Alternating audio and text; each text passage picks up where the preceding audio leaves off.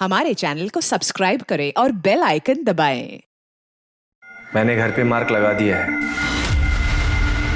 अब घर का सारा माल सिर्फ अपना।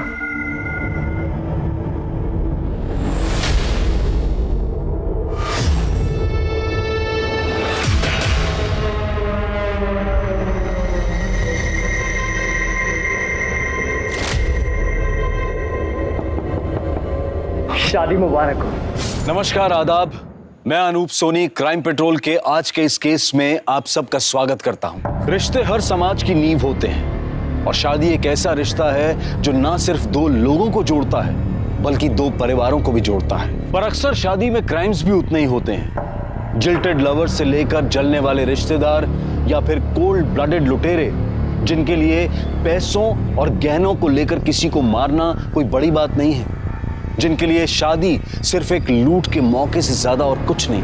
हमारे 30 दिन 30 यूनिक केसेस की श्रृंखला में हम आज आपको दिखा रहे हैं एक ऐसा केस जिसमें एक नहीं दो नहीं। आपने अक्सर कहा और सुना होगा, इंसानियत के वास्ते। हम इंसानियत का वास्ता इसलिए देते हैं क्योंकि हम इंसान और इंसानियत पर भरोसा करते हैं। किसी इंसान की जान लेना सबके बस की बात नहीं, लेकिन हमारे ही बीच ऐसे बहुत से इंसान हैं जो अपने ही जैसे इंसानों की जान लेते हैं और उनके हाथ तक नहीं कांपते। यह केस इसी बात का सबूत है। यह केस पुलिस के लिए हवा बन गया था क्योंकि यहाँ कातिल न सिर्फ कत्ल करता है बल्कि हर कत्ल को एंजॉय करता है।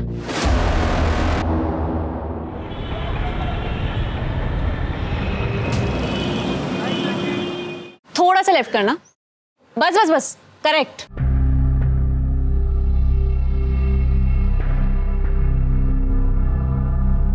निया, ये सब क्या है? मैंने कहा था ना कैफे का लोगो मत बदलना। अरे हमारे पुराने कैफे के लोगों से सब हमें जानते थे। अरे वो पहचान थी हमारी। Bro, it's time for evolution ना। पहचान तो धोती कुर्ते की भी है, पर पहनते हो क्या तुम? Just look at the cafe, कितना कूल लग रहा है। रीब्रांडिंग से हमारे कैफे प्रमोट भी तो हो रहा है ना। कैफे सिर्फ तेरे नाम से, कैफे तेरी नहीं है, समझी?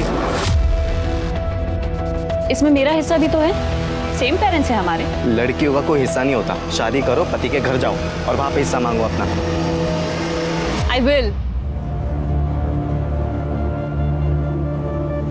इट्स ओके निया, रिलैक्स। चल अपने कैफे की कॉफी पिला। चल ना, कम। थैंक यू सो मच यार निया, तूने बचा लिया यार। साला 1 महीने से कोई काम ही नहीं आ रहा था ग्राफिक्स का, और पापा से पैसे मांगता ना तो वो खटिया खड़ी कर देते। ओ प्लीज यार, दोस्ती में क्या thank you. Hi guys. Hey, what's up? Yes, and I have a good news for you. Wait. So wish me and save your dates. तू शादी कर रहा है? Yes. और ये प्राची कौन है? कार्ड पे किसका नाम है? तेरा। किसके साथ? तेरा और प्राची का। तो मेरी होने वाली वाइफ। तू डम रहेगा रे। अबे ये प्राची मिली कहाँ तुझे? यार हम एक मैट्रिमोनियल वेबसाइट पे मिले।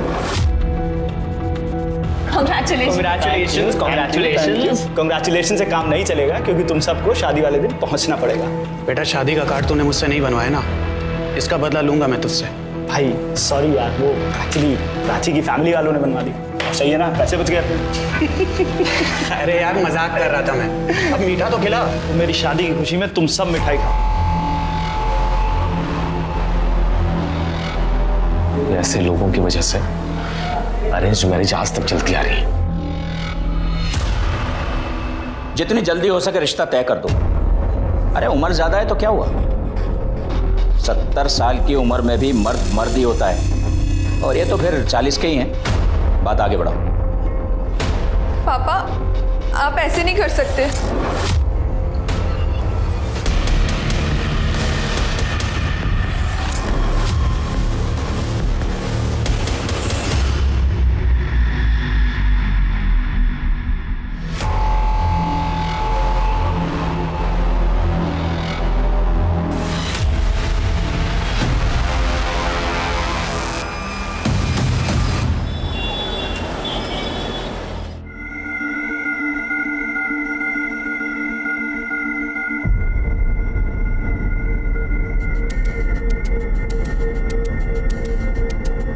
ए शानी, ला पैसे दे।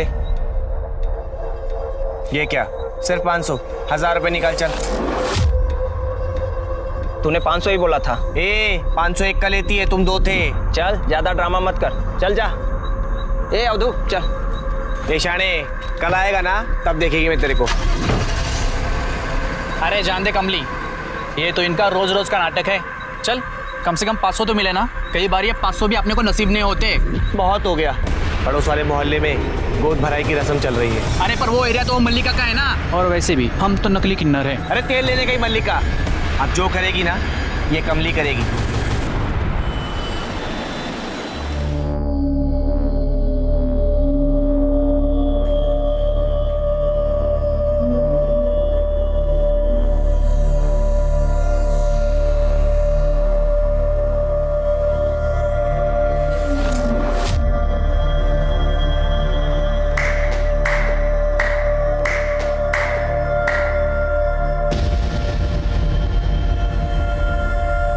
तेरी सारी बलाएं ले लूं, सदा सुहागन रहो, मुन्ना ही होगा।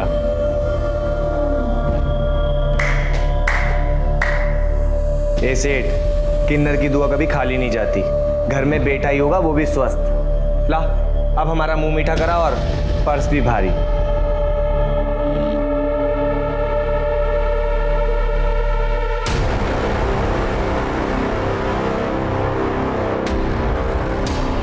देख तो संभाला, रखो और दफा हो जाओ यहाँ से। ऐसे घर में खुशियां आई है, उसमें भी कंजूसी। तुझे बोला ना, ये रख और दफा हो यहाँ से। चलो 1000 रुपए तो दे, 500 रुपए बचा के करोड़पति बन जाएगा क्या? तू जाता है या मैं चप्पल निकालूं?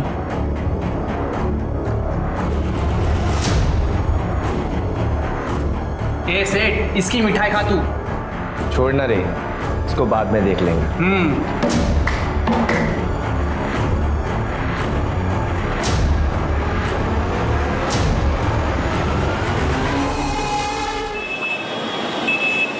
देखो पारुल, तुम एक नहीं 10 काम वाली बाई रख लो, मुझे क्या एतराज हो सकता है? आपको क्यों एतराज होगा? मैं यहाँ पे बाई ढूंढती हूँ और आप उसे 1 महीने में चलती कर देते हो। देखो पारुल, जिंदगी नर्क बना दी इस आदमी ने। 5वीं बाई भी काम छोड़ के चली गई है इनकी वजह से। क्या इनकी वजह से? तुमने देखा नहीं चोरी की थी उसने? ताई जी के पर्स में से पैसे निकाले। हाँ, कोई बाई चोरी करती है, कोई इन पे बुरी नजर डालती है। आज 500 रुपए के लिए उस किन्नर की बद्दुआ ले ली। एक तो नौकरी छोड़ के बैठे पता नहीं क्या करते रहते हैं। खुद की बीवी तो डिवोर्स करके भाग गई है और सारा दिन घर पे पड़े रहते हैं। विशाल, मैंने तय कर लिया है, मेरा बच्चा इस माहौल में बड़ा नहीं होगा। मुझे अलग होना है।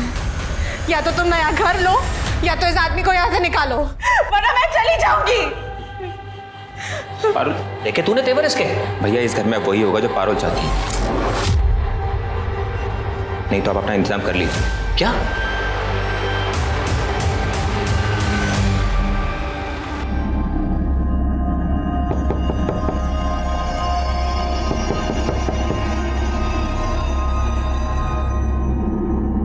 ये विनोद भैया को अभी क्या चाहिए?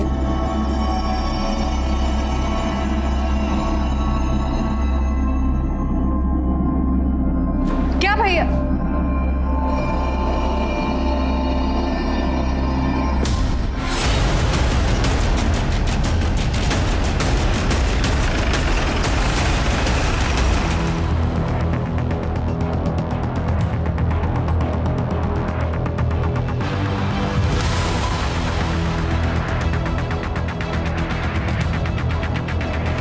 विनोद जी, आपके घर में घुसकर 2 लोगों की हत्या कर दी गई और आपको पता ही नहीं चला।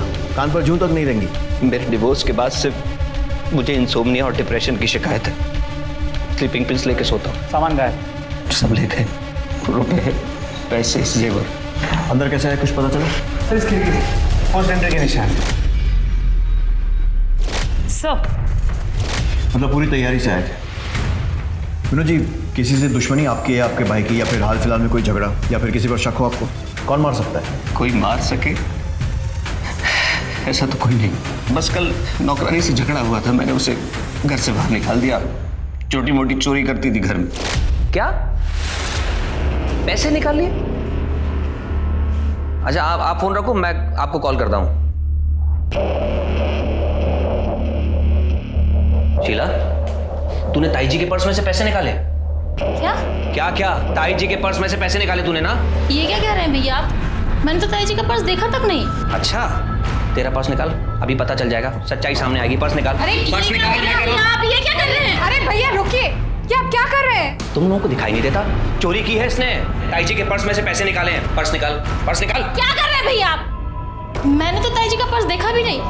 ऐसे आदमी के घर में मुझे काम नहीं करना है जो और की इज्जत ना कर सके। नौकरानी की डिटेल्स लो और उसको थाने बुलाओ। आसपास एरिया में चेक करो कोई भी सीसीटीवी है क्या। चोरी हुए सारे सामान की लिस्ट बनाओ और सारे गहनों की लिस्ट ज्वेलर्स के पास भेजो। चोरी तो कर ली है, कहीं ना कहीं तो बेचने जाएंगे। सर, पारुल और विशाल का कत्ल उन्हीं के घर के अंदर कर दिया गया। पारुल 7 महीने की गर्भवती थी, फिर भी कातिल को रहम नहीं आया। अब कातिल जो भी हो, लेकिन किसी गर्भवती महिला का कत्ल करना हर एक के बस की बात नहीं। ये कोई मानसिक विकृति वाला शख्स ही कर सकता है, जिसकी नजर में इंसानी जान की कोई कीमत नहीं। साहब, मैंने चोरी नहीं की। पारुल भाभी तो बहुत अच्छी थी, लेकिन उनके वो जेठ साहब वो बहुत ही शक्की इंसान है। उनका खुद का तो तलाक हो गया था साहब, तो उन्हें किसी औरत की खुशी बर्दाश्त ही नहीं होती थी। 6 महीने में 4 काम वाली बाइयों को निकाल चुके हैं साहब। पारुल भाभी के साथ उनका बहुत झगड़ा होता था और विशाल भैया पक्ष लेते थे तो उनसे भी झगड़ा होता था। उसको औरत और आदमी का फर्क ही समझ नहीं आता था साहब।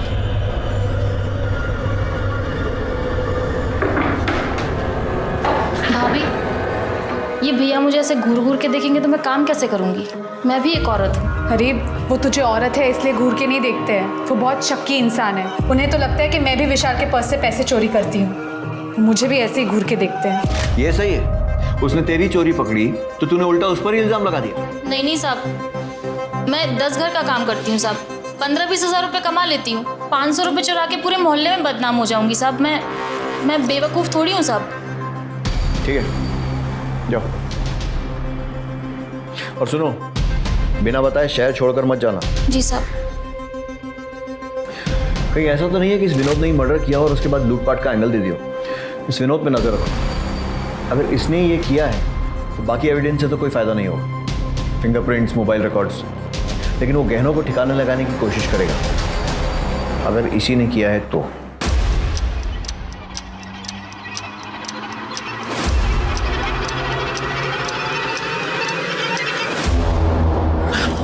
मेरी बात सुनो, देखो मैं पुलिस लेके आता हूँ, तुम बस एक बार सब कुछ बोल देना, उसके बाद ये लोग हमारा कुछ भी नहीं बिगाड़ पाएंगे। और अगर उसके बाद इन्होंने कुछ कहा ना तो सारे के सारे पुलिस लॉकअप में होंगे, मैं बता रहा हूँ। नहीं, मैं अपने फैमिली को ऐसे जेल में नहीं डाल सकती। ये लोग ना हमें खुश रहने देते हैं, ना हमें चैन से जीने देते हैं। तुम इनके बारे में सोच रही हो?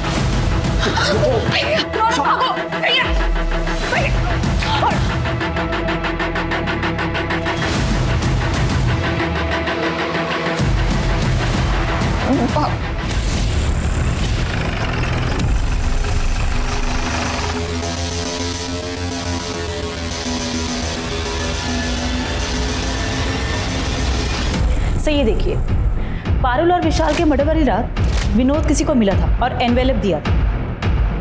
पता करो ये कौन है। सर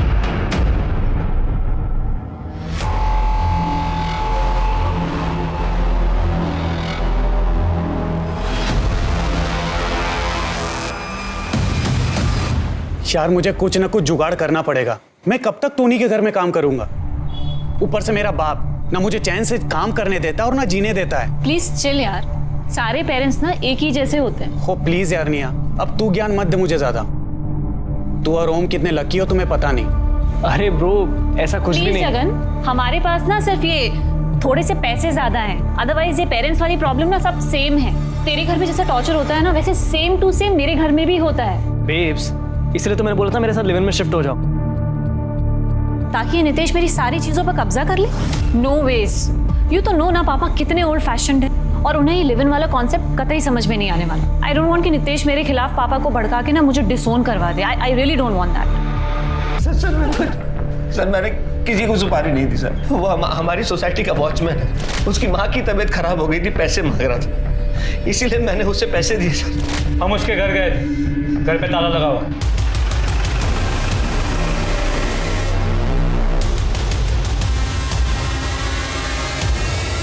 अपने गाँव गया होगा ना, मैंने पैसे इलाज के लिए दिए थे।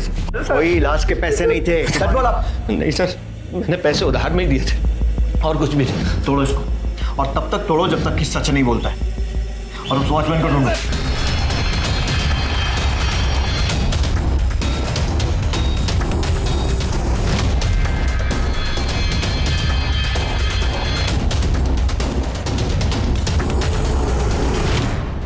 सर वो वॉचमैन के घर फोन किया था, वो वहाँ भी नहीं है। सर ये वॉचमैन बहुत ही शातिर है। उसने विनोद के अलावा और भी कई लोगों से अपनी माँ की बीमारी के नाम पे पैसे लिए। और उसकी माँ 2 साल पहले चल बसी।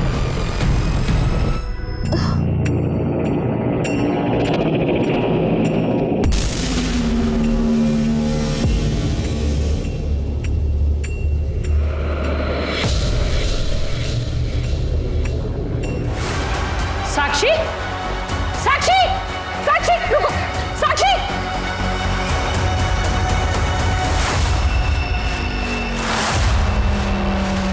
साक्षी, साक्षी, रुक जा, मैं कहता हूं साक्षी रुक। ध्यान रख ऊपर।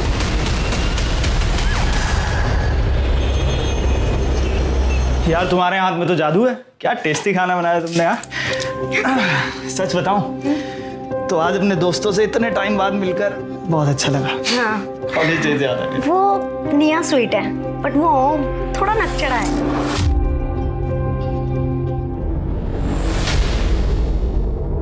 यार कुछ भी। इस टाइम कौन होगा?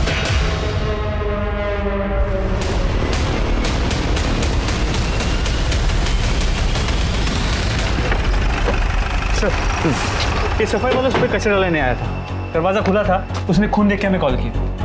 सर ये देखिए। और सर एक और बात, यहाँ भी चोरी हुई है। एक काम करो, आस पड़ोस में पूछताछ करो। आजू बाजू के एरिया में कोई भी सीसीटीवी फुटेज मिलता है चेक करो। फैमिली को बुलवाओ और चोरी हुए सामान की लिस्ट बनाओ। और ये भी पता करो कि वो वॉचमैन कहीं वापस शहर में तो नहीं आ गया। ऐसे ही निशान पारुल के घर के दरवाजे पर भी था, चेक करो। जी सर।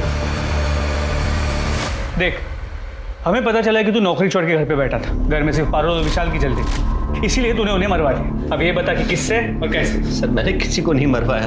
देख, 2 और लोगों का मर्डर हुआ है। अगर सच सच बोलेगा तो तेरी सजा कम करवा सकते हैं। सर मैं हाथ जोड़ता हूँ सर, मैं आपसे पहले भी कह चुका हूँ मैंने किसी को नहीं मरवाया। मानता हूँ मैं उनसे चढ़ता था, लेकिन थे तो वो मेरा परिवार।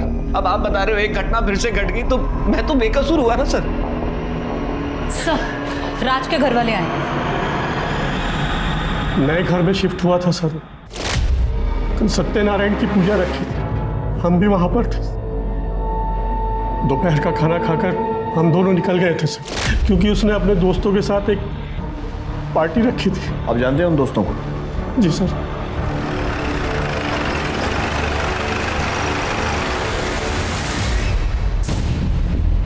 मैं, राज और टोनी एक ही कॉलेज में थे। कॉलेज के बाद राज बिजी हो गया था, लेकिन हमारे कांटेक्ट में था। सर उसने और प्राची ने अपना 1 महीने में घर भी ले लिया था, और इनफैक्ट सर वो लोग खुश भी थे।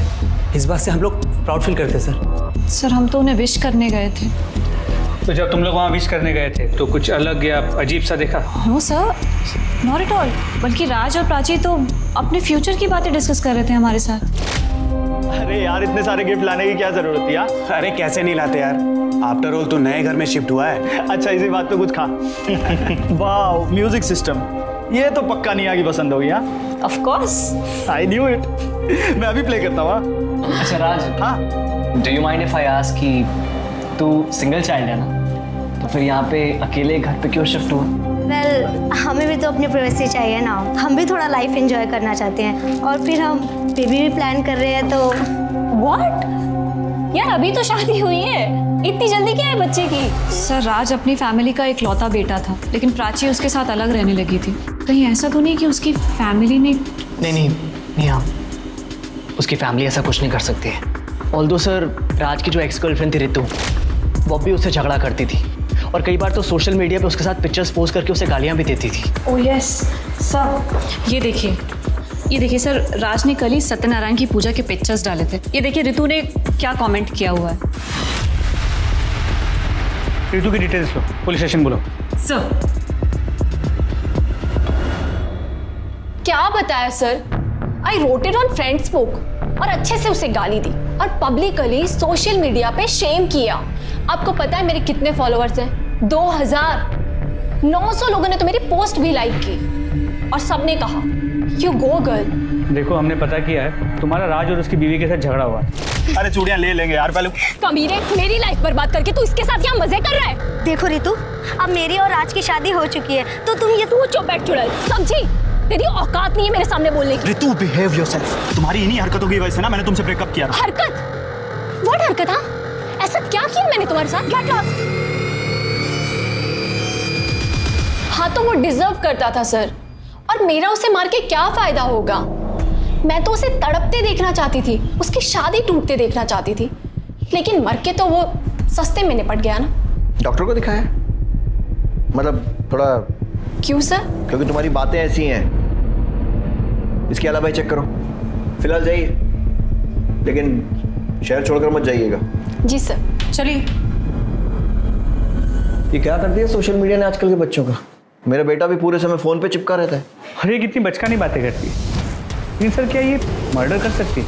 लगता तो नहीं है। इस पर नजर रखो कि कॉल रिकॉर्ड चेक करो, पता करो इसने किसी शेडी आदमी से कांटेक्ट किया है या फिर किसी को हायर किया है।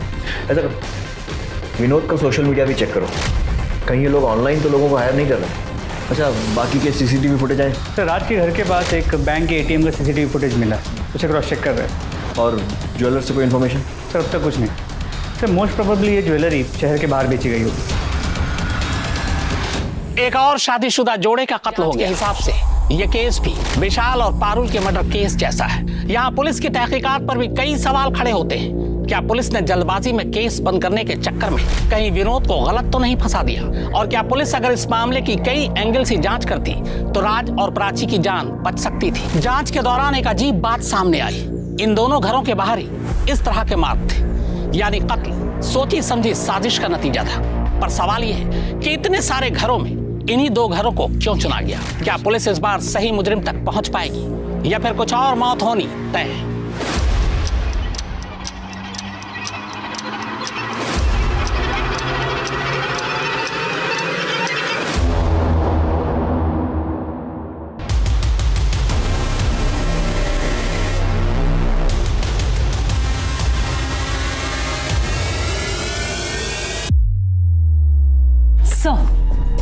सर ये देखिए, पहली रॉबरी में कोई भी बाइक पर नहीं आया, पर दूसरी रॉबरी के वक्त राज और प्राची के घर 2 लोग बाइक पर गए थे। वो राज के घर की तरफ गए और 20-25 मिनट के बाद वहां से निकल गए। मतलब ये हो सकता है कि शायद पहली रॉबरी के बाद जो पैसा आया उससे बाइक खरीद ली। सर हो सकता है, क्योंकि बाइक पुरानी है और नंबर प्लेट भी नहीं। और ये देखिए सर, राज के घर किन्नरों ने मार्क छोड़ा जो कि पारुल के घर पर मिला था, और वो लोग दोनों के घरों में गए गोद भराई वाले दिन और पूजा के टाइम। मतलब ये हो सकता है कि ये लोग शादी पूजा वाले घरों में सुबह मांगने के बहाने घुसते होंगे, उसके बाद वहाँ पर छानबीन करते होंगे और फिर शाम को या रात को ये या फिर इनके साथी लूटपाट करते होंगे। हाँ सर, क्योंकि ऐसे वक्त पर लोगों के घरों में गहने पड़े होते हैं और जो कि बैंक में भी होते हैं वो भी निकाल लेते हैं। पता करो ये किन्नर कौन है और लेकर आओ थाने। सर वैसे हमारी साक्षी बहुत सुंदर है, वो उसका एक्सीडेंट हो गया ना, इसलिए थोड़ा मुरझाई सी लग रही है। कोई बात नहीं भाई साहब, साक्षी की सुंदरता कम नहीं हुई है ना निखिल? हमारी तरफ से ये रिश्ता पक्का समझिए। साली चुड़ैल, नकली किन्नर का ही की। मैं तेरे को बोली ना मेरे एरिया में आने का नहीं करके। मल्लिका, ये एरिया तेरा बाप का है क्या? पीछे हो जाओ, पीछे हो जाओ। साहब इसको अरेस्ट करो, बहुत बड़ी क्रिमिनल है। तुम्हें बड़ा पता है? और नहीं तो क्या साहब, मेरे एरिया में डाका डालेगी तो मुझे पता चलेगा ही ना। ज्यादा शातिर मत बनो। क्या यहाँ से? देख लेने दीजिए। क्या यहाँ से? कमली तुमसे बात करनी है। बोलो ना साहब। तुम लोग क्या क्या कर रहे हो? जाओ। ये दोनों मेरे साथ। साहब हम हमारी कमली को छोड़ के कहीं नहीं जाएंगे। ये देखो, और इनके घर चोरी भी हुई, और ये देखो इनके घर के बाहर ही तुम्हारा निशान है। इन दोनों घरों में तुम गई थी ना? साहब हम तो किन्नर लोग हैं, जिसके घर में भी त्योहार होता है ना हर जगह जाती है। और क्या है ना कि उस लड़की का गोद भराई था, इसीलिए हम लोग मार्क लगाए। साहब बाद में बहुत लफड़ा होता है, इसीलिए हम जिधर भी जाते हैं अपना मार्क लगा देते हैं। और वैसे भी साहब हम लोग तो दोपहर में गए थे। उन दोनों रात को तुम कहाँ थे? वो उधर हाईवे के बाजू में साहब, उधर कभी भी जाके देखना, रात को हम उधर ही रहती है, पूछ लो जरा। हाँ हम हाईवे के पास ही थे। 1 मिनट, इसका क्या मतलब है कि शादी में जो पैसे लगेंगे वो तेरा हिस्सा है एंड ऑल? यही होता आया है और यही हमारी रीत है। पर ये लीगली सही नहीं है पापा। मुझे आपके कुछ लाख रुपए नहीं चाहिए, मुझे बिजनेस में पार्टिसिपेट करना है। पापा, बिजनेस संभालने के लिए मैं हूं ना। पर मैं भाई से बेटर हूं पापा, आपको पता है। निया, पापा प्लीज प्लीज पापा। ओके, तो एक डील करते हैं ना। अच्छा, हाउ अबाउट 1 महीना भाई बिजनेस संभाले और 1 महीना मैं संभालूं, फिर देखते हैं कि कौन बेटर है। प्लीज पापा, अपनी बेटी को एक मौका तो दे सकते हैं ना। अच्छा ठीक। पर पापा कैसी बातें कर रही है ये? पापा, धंधे में थोड़ी ना ये सब चलता है। बस 1 महीने की तो बात है।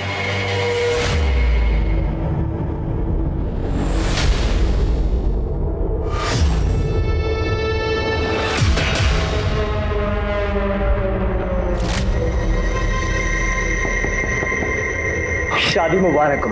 तो पोस्टमार्टम और फोरेंसिक रिपोर्ट पारुल और विशाल के केस जैसी। धारदार चाकू से वार किया गया। घर में ना कोई डीएनए मिला है, ना किसी भी तरह के प्रिंट्स। हैं कौन ये लोग? हवा में से आते हैं और हवा में गायब हो जाते हैं। शुरू से शुरू करते हैं। पारुल के घर इन क्रिमिनल्स ने खिड़की से फोर्स एंट्री की थी, जबकि राज के घर ये लोग सामने के दरवाजे से घुसे थे। जी सर, राज के घर पे कोई फोर्स एंट्री का निशान नहीं था। मतलब ये हो सकता है कि कोई जान पहचान वाला आदमी था। तो या फिर ये भी हो सकता है कि राज के घर में किसी ने मदद मांगने के लिए नॉक किया, राज ने बिना कुछ सोचे दरवाजा खोल दिया। पॉसिबल है। और वैसे भी अगर तैयारी से आओ तो 2 लोगों को मारकर लूटने में ज्यादा मुश्किल नहीं होती। राज के घर के आसपास हमें 2 सस्पेक्ट बाइक पर दिखे थे, लेकिन पारुल के घर के आसपास हमें कोई सस्पेक्ट नहीं दिखा, ना आते हुए ना जाते हुए। सर, हो सकता है वो बाइक पर आए ना हो, इसलिए हमें मिस कर दिया हो, वो पैदल आए हों।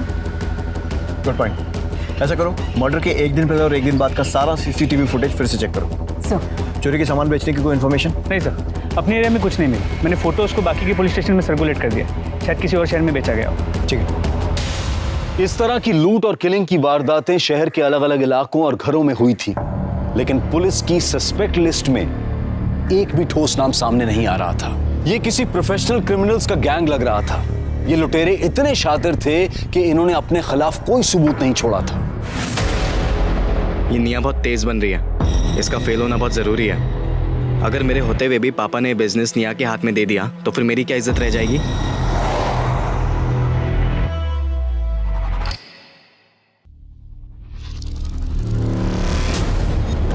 ये यहाँ क्या कर रहा है?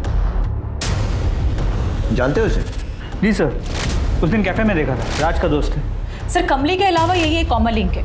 मर्डर वाली रात कुछ घंटे पहले ये वहाँ देखा गया था। और निकला कब? सर, मर्डर की अगली सुबह टोनी के साथ। मतलब मर्डर की 1 रात पहले आया और मर्डर की अगली सुबह निकल गया। इसका एड्रेस निकालो और सारी डिटेल्स पता करो। सर, सारा टाइम कंप्यूटर पे लगा रहता है। उस दिन मैं नाराज हो गया, थोड़ा सा कुछ कह सुन दिया तो नाराज होकर अपने दोस्त के घर चला गया। कौन से दोस्त के? टोनी है उसका दोस्त। तो बोला कि प्रोजेक्ट पूरा करके आऊँगा, 2 दिन बाद वहीं से आया।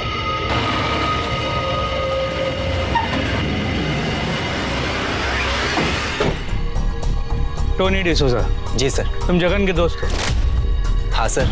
जगन के बाप ने कहा कि वो 30 अप्रैल की रात तुम्हारे यहाँ पे रुका था। हाँ सर, वो 2 दिन मेरे साथ रुका था। तुम क्या करते? सर, मैं कॉल सेंटर में जॉब करता हूँ। क्या है सर, सुबह जल्दी चले जाता हूँ, शाम को लेट आता हूँ। जगन के आने के बाद मैं सो गया था और सुबह चले गया जल्दी, और नेक्स्ट डे उसे मैंने ड्रॉप भी कर दिया था सर। सर, आपके कहने पर मैंने जगन और टोनी के क्रेडिट कार्ड्स और एक्सपेंसेस चेक किए हैं। पिछले 1.5 महीनों में काफ़ी लाइफस्टाइल में चेंज आ गया है। उठा कर लाओ दोनों। मैंने कुछ नहीं किया है सर, पार्टी कंटिन्यू करने की। सर, मैंने चेक किया है, इन लोगों की मोबाइल लोकेशन उनके घर की है। मैं जितना इस केस को स्टडी करता हूँ, मुझे ये मामला सीरियल किलिंग का लगता है। सीरियल किलर होता क्या है, कैसा होता है? सीरियल किलर में खून करने की तलब होती है, कत्ल करने का एक खास पैटर्न होता है। अक्सर चोरों का इंटरेस्ट होता है चोरी करना, लेकिन चोर चोरी करने के बाद चुपचाप निकल जाना पसंद करते हैं। जब तक कि कोई उनके सामने ना आ जाए तब वो उन्हें मार देते हैं। अब पुलिस को अपनी सोच बदलनी होगी। क्या ये कत्ल चोरी को छुपाने के लिए है या चोरी कत्ल को छुपाने के लिए? क्योंकि अगर ये मामला सीरियल किलिंग का है तो फिर कई मौत होनी अभी बाकी है। नमस्ते आंटी, साक्षी को मैं तैयार कर देती हूँ। ठीक है, पर जल्दी करना। ठीक है।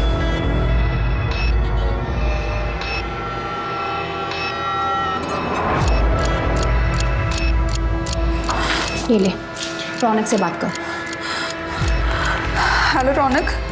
देखो साक्षी, मुझे सब पता है वहाँ क्या चल रहा है। मैंने सब अरेंज कर लिया है। तुम बस आज कुछ भी करके रेलवे स्टेशन पहुंच जाओ, बाकी सब मैं देख लूंगा। 11:30 बजे तक वहां पहुंच जाना। सब ठीक है साक्षी?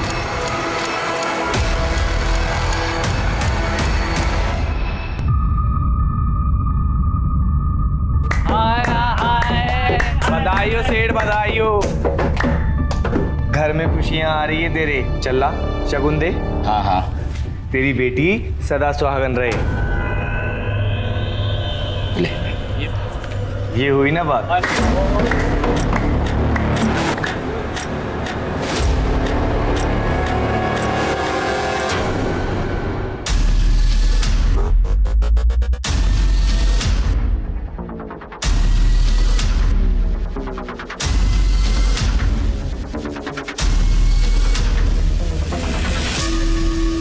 सारी तैयारियां हो गई ना? हाँ। मैं कुछ और सुनने वाला। ए, कौन है वहां? पकड़ इसको, पकड़।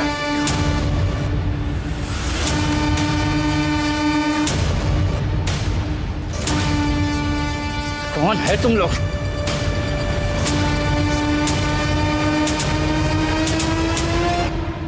बहुत नाक में दम किया तुम लोगों ने। इतनी मर्डर्स और चोरियां। मैडम हम दोनों सच कह रही है, हमने कुछ नहीं किया। तो उस घर में क्या शादी के लड्डू खाने गए थे आधी रात को? मैडम वो तो हम उस लड़की को भगाने। एक मिनट, लड़की को भगाने? वो साहब। कितना अच्छा मुख है तेरा, जी करता है तेरी सारी बलाएं ले। ये लोग मेरी शादी जबरदस्ती कर रहे हैं, मुझे आज रात यहाँ से भागना है, प्लीज मेरी मदद कर दो। मतलब उस लड़की की जबरदस्ती शादी हो रही है? जी साहब। साक्षी को फोन लगाओ। सर। नहीं सर, मेरी शादी मेरी मर्जी से ही हो रही है। वो कमली आपसे झूठ बोल रही है। ठीक है।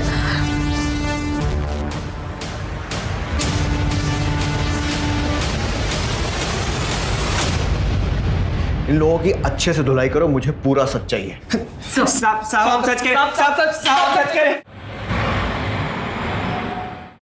मिश्रा, कमली ने कन्फेस किया? नहीं सर, हमने सभी पैतरे इस्तेमाल किए, लेकिन फिर भी वो बोल रही है कि उसने कोई भी जुर्म नहीं किया। तो सर हमने सोचा कि बाकी के एविडेंस चेक करते हैं, शायद कोई लिंक मिल जाए। और सर लिंक मिल भी गया। क्या दो सर, जितने भी कपल्स की मौत हुई थी हम उनका बैकग्राउंड चेक कर रहे थे, तो क्रॉस रेफरेंस सबकी अरेंज मैरिज है। हमने उनके ईमेल्स और सोशल मीडिया भी चेक की।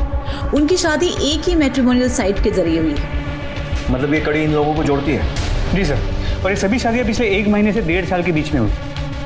मुझे इस मैट्रिमोनियल साइट से रिलेटेड सभी लोगों की लिस्ट चाहिए, उनकी सारी डिटेल्स चाहिए, और जिन जिन कपल्स की शादी इनके थ्रू हुई है उनकी भी लिस्ट उन्हें वार्न करना होगा। जी सर। Good job.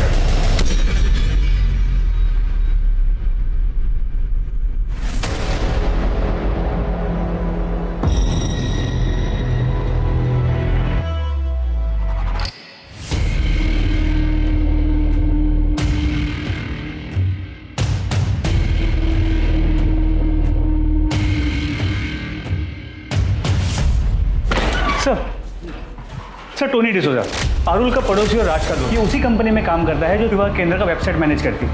और इस टोनी ने आज ही साक्षी और निखिल का अकाउंट भी एक्सेस किया है। ये साक्षी वही लड़की है ना जिसके यहाँ वो किन्नर चोरी करने गए? हाँ सर। एक मिनट, बहुत बड़ी गलती हो गई हमसे। ये क्रिमिनल्स लड़की के मायके नहीं बल्कि उसके ससुराल में चोरी करने, लूटपाट करने और मारने जाते हैं। शायद कमली सच कह रही थी। यार गाड़ी निकलो। मिश्रा, फौरन उस कैफे में पहुंचो जहाँ टोनी मिलता है और उसके बाद हमको ज्वाइन करो। सर।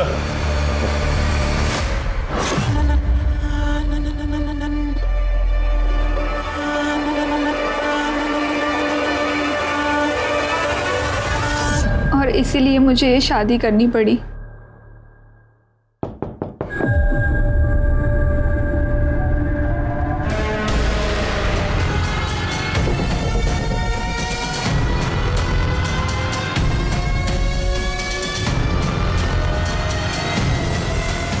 बहुत परेशान किया तुम लोग, बहुत स्मार्ट गेम खेला तुम लोगों ने, कोई गलती नहीं।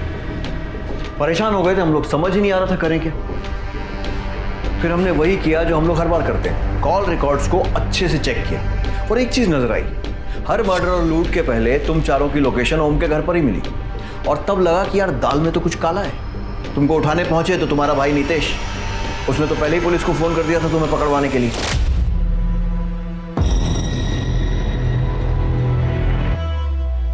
मिल गया निया को फंसाने का तरीका। निया और टोनी का है? सर टोनी का तो पता नहीं, लेकिन मुझे पता है निया कहाँ पर है। मैंने अभी उसका मैसेज देखा सर। रेड पिल पार्टी सर, ये पक्का ड्रग्स वाली पार्टी है 100%। Please arrest as soon as possible. तुम्हें बहुत जल्दी अपनी बहन को अरेस्ट करवाने की? सर आप निया को अरेस्ट करेंगे तभी तो पापा ये कैफे मुझे देंगे, and everything is fair when it comes to business. Sir मेरा भाई ना एकदम यूजलेस है। वो ना ही एक अच्छा बिजनेसमैन है और ना ही एक अच्छा भाई, और ना ही खूनी लुटेरा। पहला विक्टिम कैसे चूज किया था? सर वो टोनी अक्सर अपने पड़ोसियों की बातें करता था, पारुल और विशाल, और उस रात को तो जगन ने भी उन दोनों को झगड़ा करते हुए सुना और फ्रस्ट्रेट होकर मैं वीडियो कॉल किया था। यार ऐसे लोगों को जिंदा रहने का कोई हक नहीं। अपनी अरेंज मैरिज की फ्रस्ट्रेशन दूसरों पे निकालते हैं, और अब बच्चा आएगा फिर उसकी भी लाइफ झंड कर देंगे। उसके बाद हम लोग कैब पकड़ के टोनी के घर चले गए ताकि हम लोग रजिस्टर ना हो सके। उसके बाद हम लोगों ने स्क्रू ड्राइवर से खिड़की खोली और अंदर जाके उनको मार दिया। क्या भैया?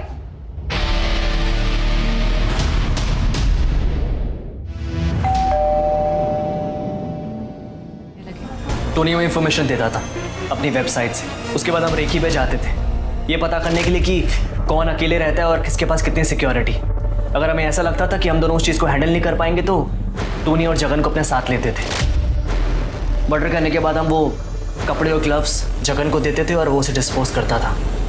उसके पापा म्यूनिसिपल डिपार्टमेंट में काम करते हैं। हमें मज़ा आने लगा था और टोनी और जगन की पैसे की प्रॉब्लम सॉल्व होने लगी थी। So basically a win win situation for us. और जिन बेचारों को मारा उनकी फैमिली के लॉस का क्या, उसके बारे में सोचा कभी? अब ये बताओ उन बेचारों को क्यों मारा? तुम्हें तो पैसों की कमी भी नहीं थी ना? सर ये मेरा प्लान था, मुझे शादी नहीं करनी थी, लेकिन जबरदस्ती मेरे पेरेंट्स ने मेरी अरेंज मैरिज करवा दी थी और शादी के अगले दिन ही लड़की अपने आशिक के साथ भाग गई थी। उसके बाद से मुझे नफरत हो गई थी अरेंज मैरिज से, खास करके उन लोगों से जो रिलेशनशिप में होने के बाद अपने पेरेंट्स के प्रेशर में आके अरेंज मैरिज करते। फट्टू होते ऐसे लोग साले।